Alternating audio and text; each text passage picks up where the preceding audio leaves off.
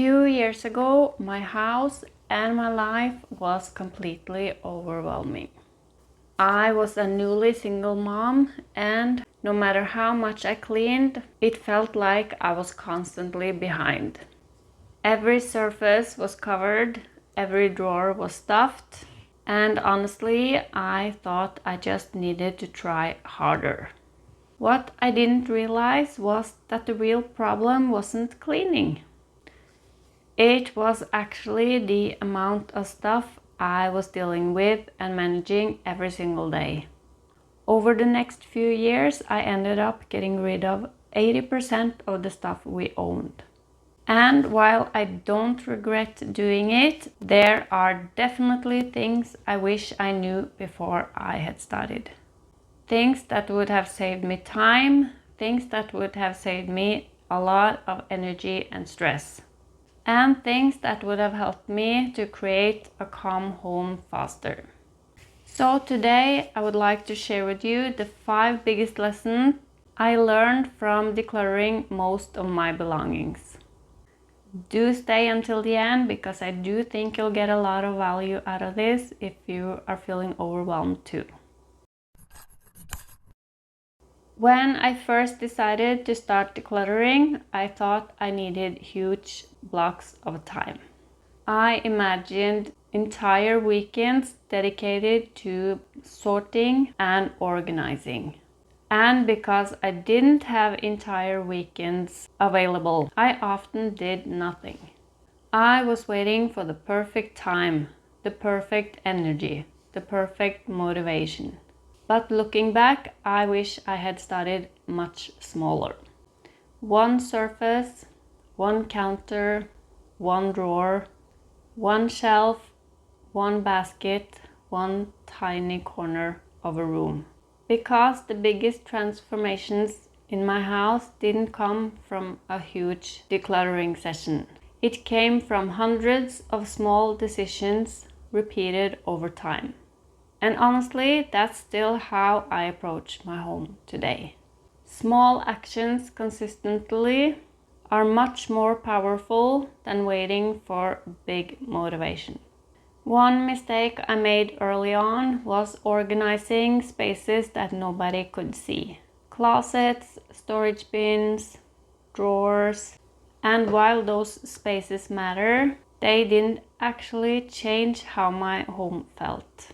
Because I used to think that if I only could find the perfect organizing system, everything else would just fall into its place. But what did make the biggest difference were the visible areas. Kitchen counters, coffee table, dining room table, bathroom floor, the spaces I saw every day. When those areas became calmer, my entire house felt calmer, even before everything else was finished. So if you feel overwhelmed right now, start with the areas you see the most. The visual clutter is often what creates the feeling of overwhelm. This one took me way too long to learn. Organizing clutter. For years, I thought I had an organizing problem. I bought containers, baskets, boxes, drawer organizers, and sometimes they did help, but often I was just organizing things I didn't really need.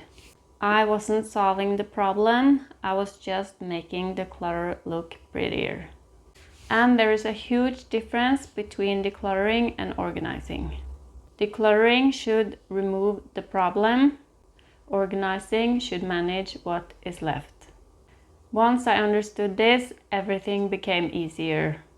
Because fewer things automatically needs less organizing.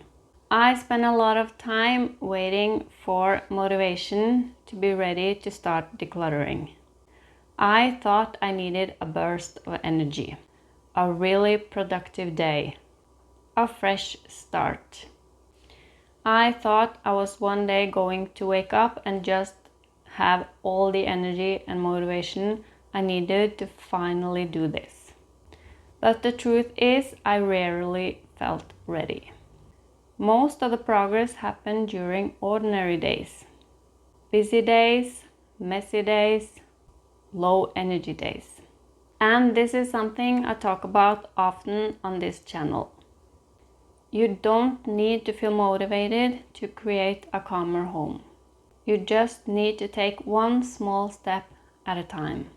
Because action creates motivation far more often than motivation creates action. I wish I had realized it was never about the stuff. This was probably the biggest lesson of them all.